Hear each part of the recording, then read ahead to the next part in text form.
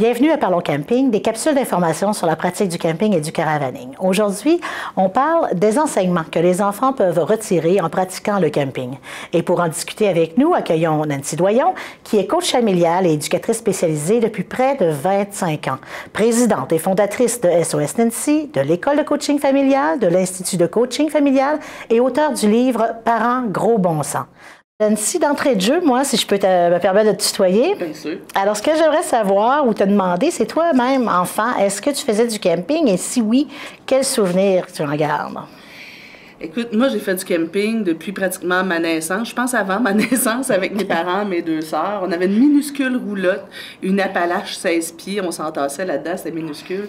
Puis, ce que j'en garde, entre autres, c'est l'odeur du feu de bois. Moi, j'ai gardé un ancrage par rapport à ça. On se promène, puis quand je sens l'odeur du feu de bois, pour moi, ça sent le bonheur. OK. Ça sent les soirées autour du feu. Mon père jouait de l'accordéon. J'avais un oncle qui jouait de la guitare. Et là, on était tous ensemble, mangeait des guimauves, etc. Puis ça riait. Puis pour moi, c'était... Tout le monde était détendu.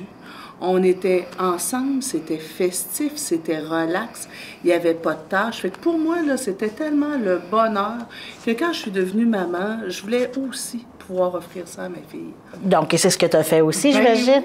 Oui. Et puis, donc, toi, tu me dis qu'il y a des enseignements que les enfants peuvent tirer de la pratique du camping. Est-ce que tu peux m'en parler un peu?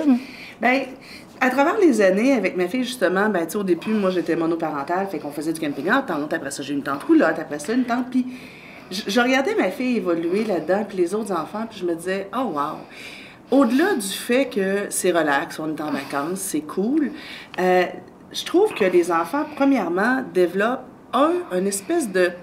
Tu sais, en camping, les parents, enfin, laissent les enfants se détacher un peu, les laissent aller, alors que en ville, on est souvent très couverts, on n'ose pas les laisser s'éloigner, on a peur de toutes sortes de trucs. En camping, on les laisse partir avec leur vélo, on les laisse partir au terrain de jeu. Fait que les enfants apprennent à s'entraider les uns les autres. On va voir les grands au terrain de jeu, au parc là, du camping, s'occuper des plus petits. Il y en a un qui tombe, il y en a un qui va aller chercher les parents, etc. Fait que c'est comme si, enfin, les parents laisse les enfants avoir une certaine autonomie. Donc, ils apprennent la liberté, ils apprennent l'entraide. Ben oui! Ils apprennent aussi, parfois, je trouve, à se salir aussi. Oui! Enfin, ils ont le droit de se salir et ils ont le droit aussi de se faire mal. Tu sais, je trouve qu'ils peuvent, bon, c'est ça, ils peuvent se lâcher lousse, ils ont des vieux vêtements, etc. Puis aussi, ils apprennent un peu comme à s'endurcir. Il y a des cascades en camping que les enfants ne feront pas en ville. On reconnaît un enfant qui fait du camping au graphique sur ses tibias, les genoux éraflés, les cheveux en bataille. Le fait qu'ils sont justement très sales, on saute une douche de temps en temps. Moi, j'avais une amie qui disait on reconnaît la quantité de bonheur des enfants au cercle de crasse autour du bain du soir. Ah, oh, ben, c'est une bonne façon de voir les choses, en effet. Puis les enfants aussi en camping, je pense, ils socialisent facilement aussi. Oui, bien, ça leur permet, en tout cas, ça les oblige à socialiser. Je trouve que à l'école, les enfants, ben, tu sais, ils apprennent à connaître leurs amis de classe parce qu'ils sont dans leur classe, c'est facile. En camping, ils n'ont pas le choix de sortir de leur zone de confort et d'aller vers les autres. Tu sais, il y a quelques années, les premières années de camping avec le fils de mon conjoint, il fallait quasiment que je le pousse à aller vers les autres parce qu'il disait, ben, je suis gênée. Je disais, ouais, t'es gênée, mais vas-y quand même. Puis là, les liens se tissent à travers le plein air. Fait que c'est comme une autre sorte de socialisation.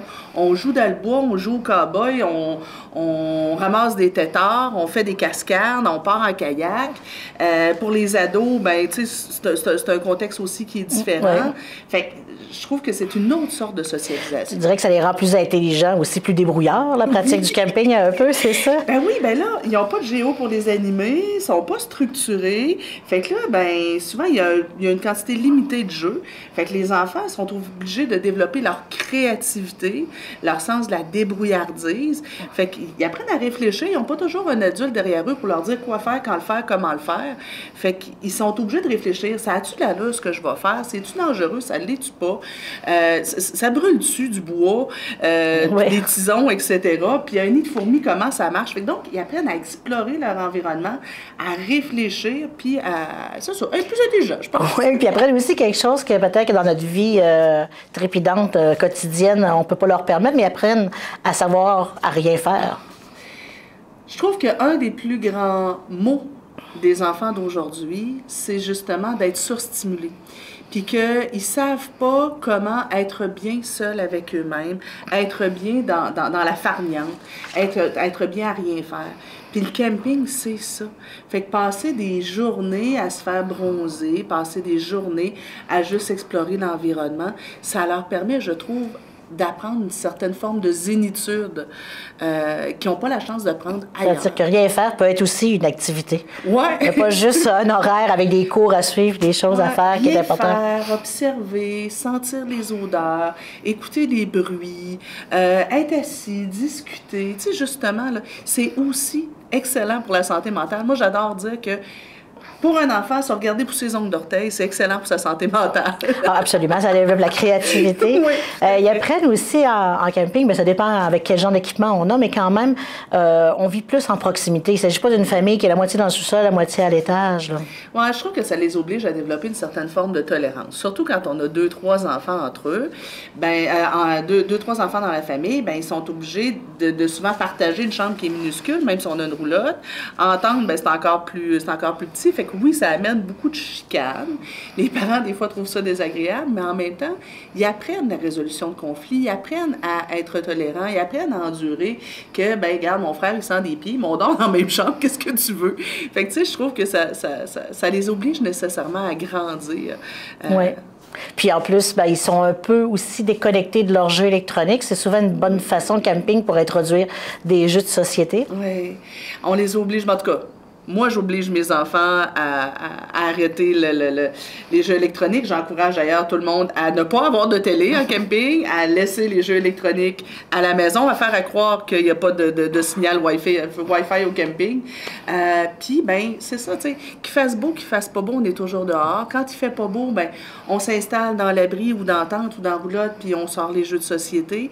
Et c'est des choses qu'on fait pas à la maison. Et les jeux de société, c'est encore un bon moment pour les enfants d'apprendre à se déposer, réfléchir, avoir de la stratégie, accepter de perdre, etc. C'est des beaux apprentissages qui se font à travers ça. Oui, bien, socialiser, à interagir avec d'autres personnes au lieu de jouer un jeu seul sur son téléphone Ben oui. Ou autre aussi. Puis, tu sais, une autre chose que ça apprend aussi le camping aux enfants, c'est, ben, en tout cas, si les parents le font, c'est l'entraide. Tu sais, quand je pars en camping avec la tente, avec les enfants, ben il faut qu'ils m'aident à monter la tente, il faut qu'ils m'aident à monter à gonfler les trucs, il faut qu'ils m'aident à laver la vaisselle. Puis moi, je leur dis, ben regarde, t'es en congé, ben moi aussi. Alors, on fait les trucs ensemble. Alors qu'à la maison, ben tu sais, dans la course quotidienne, que la vaisselle, tout ça, on a tendance à faire les trucs à leur place. Fait qu'on leur enseigne aussi à assumer certaines tâches, puis à être capable de trouver leur plaisir aussi là-dedans. Fait qu'on fait la vaisselle, comme dans le bon vieux temps, avec la lavette, on s'agace avec ça, puis c'est quelque chose qu'on fait en famille. Ça devient une activité, dans le fond, au lieu d'être une tâche. Oui, c'est ça, tu sais, puis c'est de l'entraide, puis ça devient quelque chose de plus léger, je trouve. Ouais, peut-être aussi parce que si les enfants ont autant d'enseignements qu'ils apprennent du camping, c'est aussi peut-être parce qu'ils ont des parents plus détendus. Oui. Quand on est en camping comme parents, on est peut-être moins exigeants, moins stressés aussi. Oui, bien, j'aime beaucoup ce que tu dis, tu sais. Je pense qu'au quotidien, des fois, on est des hyper-parents. Être toujours derrière les enfants, tu sais, puis à vouloir tout le temps être en train de les éduquer. En camping, des fois avec une petite bière ou une tasse de café, on est plus relax, il fait beau, et je trouve qu'on va mieux choisir quelle intervention prioriser. Oui. Et là, on arrête d'intervenir sur des babioles qui ne sont pas importantes, puis on va garder notre énergie pour les choses qui sont vraiment importantes. Puis comme tout le monde est dans une atmosphère festive, ben c'est moins rigide, c'est moins... Ouais, je suis d'accord. Fait que les enfants peuvent apprendre par eux-mêmes plein de choses, sans que ce soit nous autres qui apprenions. Puis, ben c'est ça. On prend ça un peu plus relax, puis on laisse les enfants expérimenter, explorer. Puis être dehors aussi. Ça, c'est une chose. On est souvent pris dans nos maisons. C'est rare qu'ils sortent maintenant, les enfants. Hein? Oui, ils sortent de façon structurée à la récréation, à l'école, puis tout le temps avec des activités structurées. Mais être vraiment dans la nature. Être vraiment de connecter avec la nature, puis de connecter avec les voisins. Puis tu sais, sur un camping, il y a toujours une espèce d'ambiance là, qui est là, puis qui nous permet d'être beaucoup moins dans notre tête, plus dans notre cœur, être avec les enfants plutôt que de faire des affaires avec eux. Je trouve que c'est beaucoup plus relationnel. Absolument. Bien, merci. Merci beaucoup, Nancy, pour tout ce partage d'informations, des enseignements que les enfants peuvent avoir en pratiquant le camping. C'est très intéressant. Merci beaucoup. Vous avez apprécié cette capsule d'information Parlons Camping? Retrouvez toutes les capsules de la série Sous l'auvent avec les FQCC sur notre galerie YouTube.